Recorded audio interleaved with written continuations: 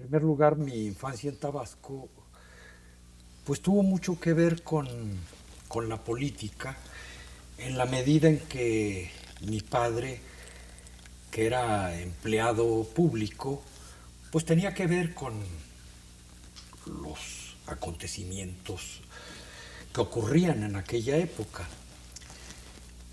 Tabasco entonces, Villahermosa, porque yo no conocí el estado, sino la capital en aquel momento, pues era una especie de novela, o de lo que yo después vendría a saber que era una novela como las de Carpentier, de lo real imaginario.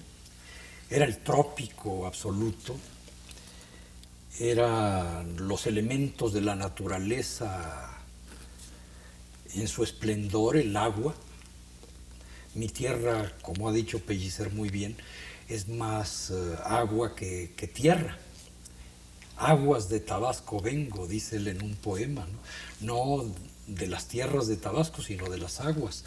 Tabasco era por el río, por la laguna, por el agua que caía más de 6 meses al año, por las inundaciones. Bueno, para la vida de un niño en aquella época era maravilloso.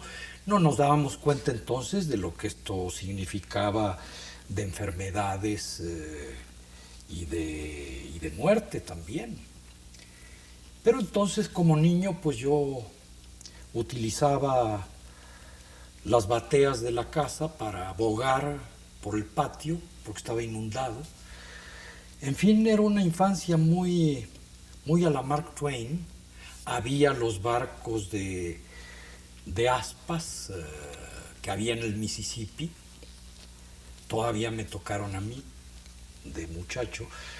De modo que toda aquella infancia yo la recuerdo, aunque no fuera así en la vida real, porque la vida real tenía muchos problemas, problemas que subsisten hasta la fecha, paludismo, enfermedades del estómago, pero entonces el niño no veía nada de esto, veía la parte bonita de la vida, del paraíso. Era un paraíso, con calor, con sol, en fin, la naturaleza en su esplendor.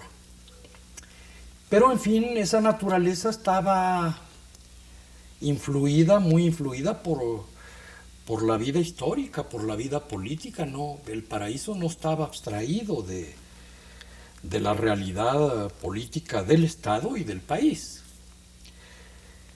Entonces el Estado pues estaba dominado por la figura de un caudillo, de un político local muy famoso, que después se volvió personaje también de una gran novela de Graham Greene, El poder y la gloria, Tomás Garrido. No estaba él directamente en la gubernatura del Estado, había estado. Estaba un tío de él en aquel momento, después me vine a enterar de todo esto desde luego, pero Garrido tuvo problemas con el régimen del general Cárdenas y cayó a fin de cuentas. Y con la caída de Garrido pues cayó también el gobernador. Hubo una expedición punitiva que encabezó Brito Fouché, que después sería rector de la universidad. Total que don Manuel Astra cayó del poder y mi padre, que era un empleado público, no muy, nada importante, pues cayó también, porque en aquella época la política era terrible. Cuando caía un régimen, caían todos los que habían servido aquel régimen en las posiciones que hubieran tenido. Mi papá era recaudador de rentas entonces, pero en fin, cayó también. Y entonces tuvimos que salir del paraíso por cuestiones políticas. De modo que cuando yo le pregunté a mi madre, ¿qué pasa? ¿Por qué nos vamos si estamos muy contentos en Villahermosa? Entonces ella me explicó pues que había que salir porque el régimen había caído y mi padre corría peligro, no solo el inmediato, que era perder el trabajo, eso ya lo había, sino que podía perder la vida, porque en aquella época la democracia era balazos, ¿verdad?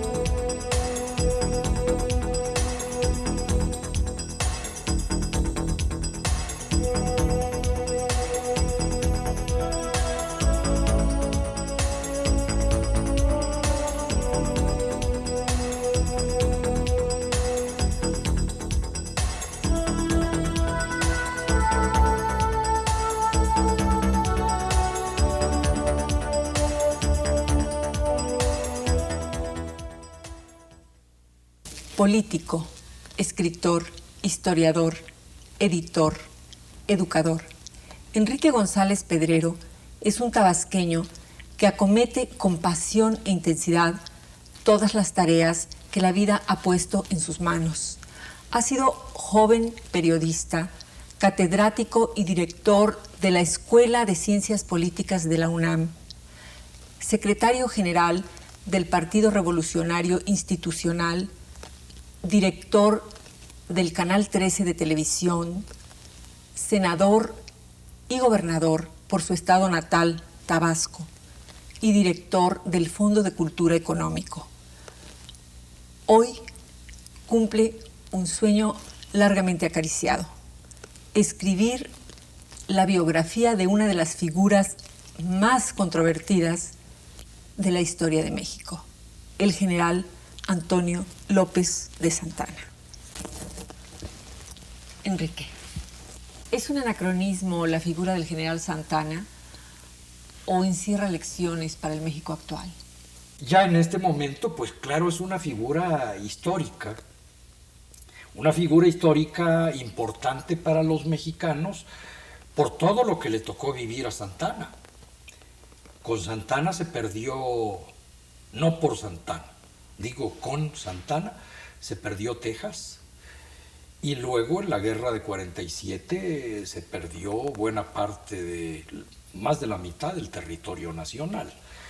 En esta medida, me parece que el personaje es importante y que hay que estudiarlo en la medida en que nos ayuda a desentrañar qué fue lo que realmente ocurrió en aquella época. Porque el problema se había resuelto muy fácilmente. En virtud de este traidor, México perdió a Texas primero y luego a... Eso no es cierto. Es un traidor, aunque eso hay que mostrarlo primero, ¿eh? Y luego hay que ver por qué ocurrió todo esto. No es solo Santana. De manera que eso de utilizar a Santana como chivo expiatorio no es histórico. Ni es histórico, ni es político, ni es nada. Entonces, por eso mi empeño en estudiar, a través de la figura de Santana, la historia de México de aquella época. En realidad, te voy a confesar un secreto aquí entre nos. Con el pretexto de Santana, lo que a mí me interesa es estudiar el México de la época de Santana. Ese es en realidad el gran personaje de mi libro.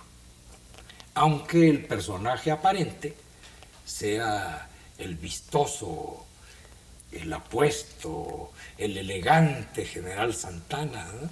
Y todo lo que esto significaba en aquella época.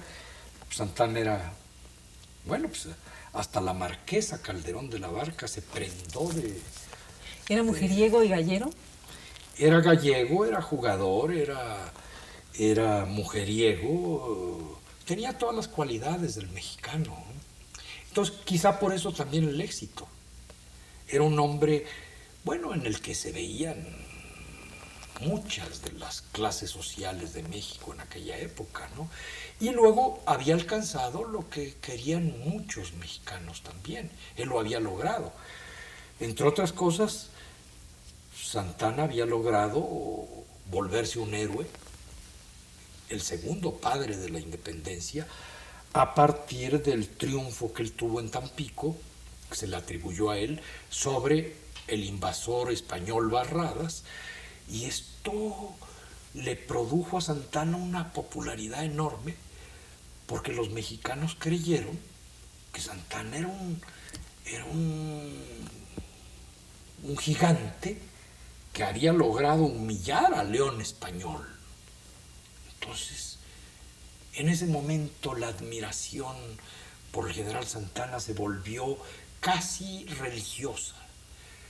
El general Santana, ahí gana Santana, ahí se vuelve Santana, todo lo que después va a adquirir lo tiene en ese momento porque tiene ya el aura del segundo padre de la patria, el hombre que ha podido hacer lo que soñaron todos los mexicanos y hacer en realidad por primera vez la independencia de México respecto de España. Finalmente, la figura de Santana es grotesca y frívola. Yo creo que es trágica y a veces fársica o cómica. Pasa de la tragedia a la comedia, cuando no a la farsa. De modo que, a fin de cuentas, este hombre tan exitoso acaba dando lástima. Después de ser un hombre tan poderoso, después de la derrota lamentable de Texas, lo que este hombre sufrió en los Estados Unidos cuando lo llevaron de Texas a Washington a hablar con Andrew Jackson, y por fin Jackson, después de firmar convenios que le convenían a Texas, etc. Es decir, después de la tragedia, que imagínate lo que es para el presidente de la República ser el jefe del ejército además y perder. ¿Quién perdió? ¿El militar? No, perdieron todos. Esto fue dramático.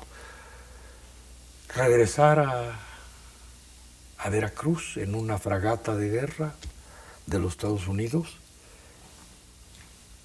encerrarse en Manga de Clavo con cierta vergüenza, a recibir los ataques de sus enemigos en el Congreso, y de repente, por la guerra de los pasteles, volverse otra vez héroe de este increíble país, ¿eh? Y con la pérdida de la pierna, hacer que se olvide todo lo demás, todo lo que había pasado, y recuperar el poder. Y entonces asistir al entierro de su pierna. Famoso entierro. Que yo pensaba, ese iba a ser un capítulo del segundo tomo, pero que se va a quedar hasta el tercero, porque tiene que ser un capítulo muy importante. Eso tiene un enorme significado, no solo histórico, no solo político, sino psicoanalítico muy profundo. En fin, ese va a ser un capítulo no solo fársico, sino que tiene mucha densidad. Entonces no lo puedo tratar en este segundo, sino que se va a ir al tercero. Pero lo que quiero decir es que de la tragedia pasa a la ópera cómica, a la farsa del entierro y a presidir el entierro de la pierna en el cementerio de Santa Paula, como si fuera, no sé, un hombre al que se está enterrando. Y luego al poco tiempo el pueblo desenterrando la pierna y total que la tragedia termina cuando regresa Santa Anna ya viejo del último exilio. Le hacen una entrevista y le preguntan: general, ¿y a qué viene usted a México? Y el general contesta: a encontrarme con mi pierna. Cómico. Cómico y trágico a la vez, es una mezcla de comedia y de tragedia todo el tiempo. Claro, a veces es grotesco, a veces es frívolo, pero en lo fundamental es tragicómico, porque la tragedia siempre tiene algo de comicidad, o le provoca al espectador una especie de comicidad. Yo me acuerdo muy bien que cuando leía Kafka, que no tiene nada de cómico, me reía mucho. Y luego me encontré en un crítico las razones de por qué, que es una forma de diluir la angustia de lo que está uno enfrentando en la novela o en el cuento. Aquel, ¿verdad? Entonces acaba uno riéndose como idiota. Pero era provocado por la misma dialéctica de la angustia, ¿no? Bueno, a veces Santa Anna me da pena, ¿no? Habiendo podido hacer tantas cosas en beneficio del país, desperdició su propia vida por no tener una formación adecuada, por no ser el hombre que requería el país en aquel momento, aunque en otros aspectos sí lo fuera, ¿verdad? Porque por algo estaba en el poder a la vez. De manera que este aspecto tragicómico y estos saltos de la comedia a la tragedia hacen del personaje un personaje notable, literariamente hablando, escénicamente hablando, es decir, tiene muchas posibilidades y de ahí el éxito que ha tenido en la vida histórica siempre Santa Anna, ¿no? Esta capacidad, es decir, es un personaje de novela, sencillamente. Es tan increíble que lo es. ¿Cuáles son las mujeres que Santa Anna ama verdaderamente? Bueno, esta es una pregunta muy difícil, ¿eh? Si nos atenemos a papeles hablan, bueno, tuvo dos esposas, doña Inés García, que fue su primera mujer, con la que levantó Manga de Clavo y que le dio varios hijos e hijas. Tuvo muchos hijos naturales, que no se sabe con quién, pero se sabe que existen porque en el archivo de notarías yo encontré varios testamentos en donde dejaba en herencia a sus hijos legales. Entonces la ley hacía diferencias, ahora ya no la hay, y sus hijos naturales. Entonces doña Inés es su primera mujer y tiene con ella. Sin embargo, ahí hubo un problema porque Santa Anna primero estuvo enamorado de una de las hermanas de Inés, pero se casó con Inés.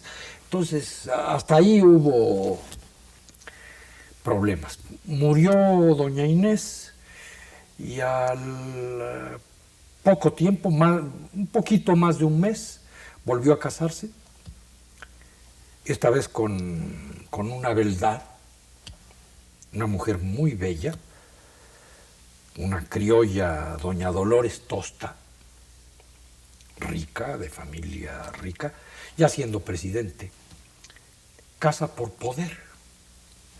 Entonces lo representa en el matrimonio don Valentín Canalizo, que era el presidente provisional, y le lleva a la novia, ya su esposa, al Encero, que es la hacienda de la etapa de doña Dolores Tosta, una hacienda romántica, preciosa, que todavía existe en las afueras de Jalapa, con lago, con cisnes, bueno, maravillosa, verdaderamente. Pero hay muchas mujeres en la vida de Santana, pero voy a referirme primero a sus esposas y luego a otra que tuvo importancia, pero de la que todavía no sé mucho. Fue una mujer de la que se enamoró Santana en Texas, durante la guerra de Texas, que no le quería entregar a la madre. No, general, mi hija sale vestida de blanco en la iglesia, como dicen, o como decían las señoras tradicionales. Y entonces Santana disfraza a un soldado de sacerdote y sale la muchacha vestida de blanco y demás. Necesito averiguar más de esta muchacha porque Santana, en plena luna de miel en San Jacinto, después de los grandes banquetes, se quedó dormido después de la batalla, se quedó dormido y entonces durmió la siesta igualmente el cuerpo de ejército que se había separado del ejército mexicano y que iba persiguiendo a los tejanos, que no era un ejército ni nada, sino un grupo de gentes que estaban peleando por Texas.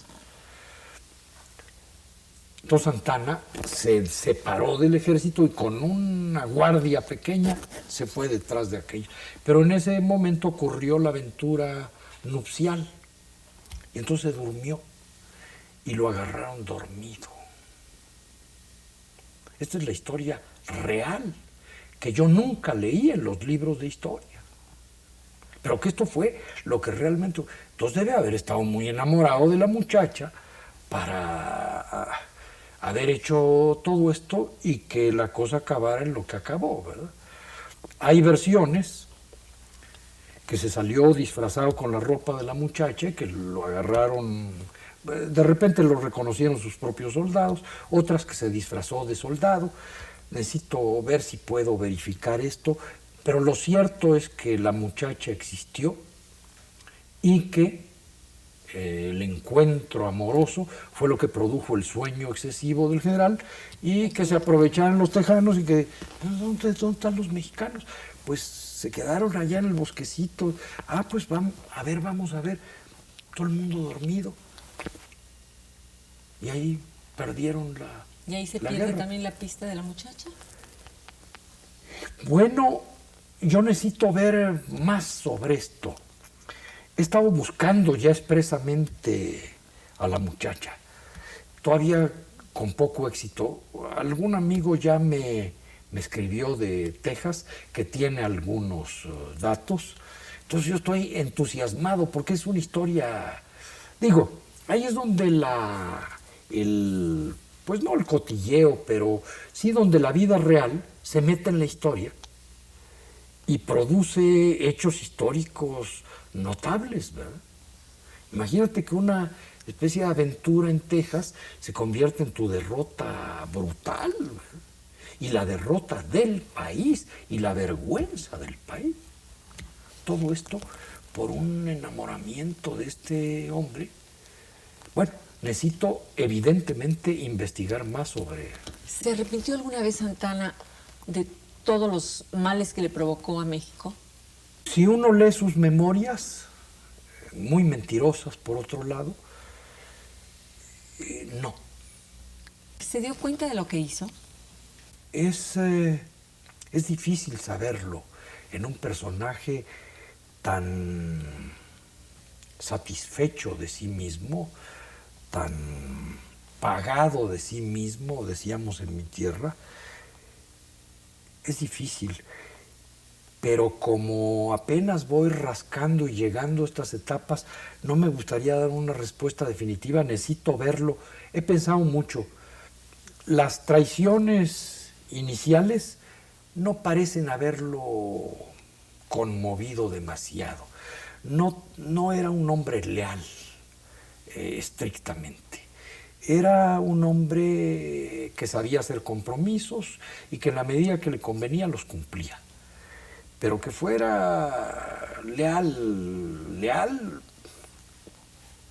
no. Si esto por extensión lo llevamos a las preguntas que tú me estás haciendo, pues mi respuesta sería no, pero por honestidad, aunque tengo hecha la investigación, ya es en el momento en que voy a escribir, cuando realmente reviso mis fichas, las leo a conciencia, las cotejo, hay veces que hay diferencias, consulto los periódicos de la época, después me olvido de todo eso y escribo. Ya me formo mi idea y ya no dejo que la historia se me atraviese demasiado, porque si no le quitaría movilidad. Hasta ese momento te voy a poder contestar, porque hasta ese momento me voy a meter en el asunto y voy a tratar de que se me vuelva una vivencia, ¿no? Y entonces tener ya la seguridad de qué fue lo que realmente creo que pasó, ¿no? Para contárselo así al lector. Enrique, muchísimas gracias. Gracias a ti, Silvia. En México, Silvia Lemus.